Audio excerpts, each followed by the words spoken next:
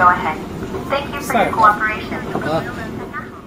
এবার কিন্তু লিফট নয়, সরাসরি এসকেলেটরে চড়ে চলে যেতে পারেন মেঘের রাজ্যে, যেখানে পাহাড়ের চূড়ায় উঠতে ঘাম ঝরাতে হবে না, শুধু দাঁড়িয়ে থেকে দেখা যায় মেঘের নিচে পুরো দুনিয়া। শুনে অবিশ্বাস্য মনে হচ্ছে নিশ্চয়ই, কিন্তু না, এমনই এক জাদুকরী মেঘের সিঁড়ি অপেক্ষা করছে চীনের দক্ষিণ পূর্বে জিয়াংশি প্রদেশের লিংশান পর্বতে। চীনের লিংশান এলাকায় এখন চালু হয়েছে বিশ্বের সবচেয়ে দীর্ঘ পাহাড় এসকেলেটর। প্রকৌশলীরা একে বলছেন ক্লাউড লেডার বা মেঘের সিঁড়ি। যতটা উঁচুতে পৌঁছানো যায় ৮৮ তলা ভবনে উঠলে, ঠিক ততটাই উচ্চতায় নিয়ে যায় এই এসকেলেটর পাহাড় বেয়ে। যেখানে একসময় ২ ঘন্টা সময় লাগতো হাঁটতে, এখন মাত্র ১০ মিনিটেই পৌঁছানো যায় চূড়াতে। শুধু তাই নয়, পাহাড়ের বুক চিরে ওঠার সময় চোখের সামনে বদলে যেতে থাকে দৃশ্যপট। দেখা যায় সবুজ বন, পাশে ঝর্ণার শব্দ, ওপরে নীল আকাশে ভাসতে থাকা তুলোর মতো সাদা মেঘ। আর এই দৃশ্য দেখে মুগ্ধ হয়ে অনেক পর্যটক বলছেন এসকেলেটর যেন প্রকৃতি আর প্রযুক্তির এক মেলবন্ধন।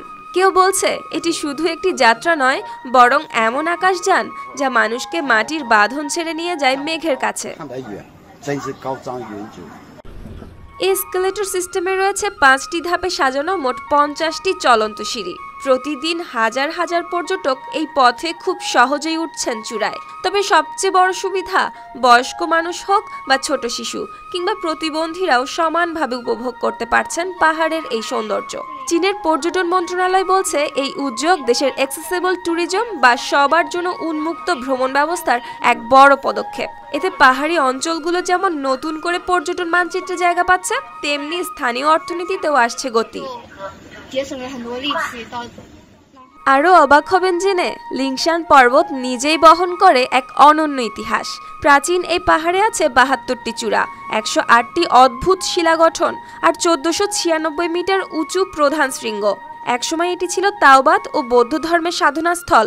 আজ সেই পবিত্র পাহাড়ের বুকেই দাঁড়িয়ে আছে ১২৭ মিলিয়ন ইউয়ান বা ২৭,৩০,০০,০০০ টাকা ব্যয়ে নির্মিত এই আধুনিক মেঘের সিঁড়ি। সুপ্তি রায়, RTV।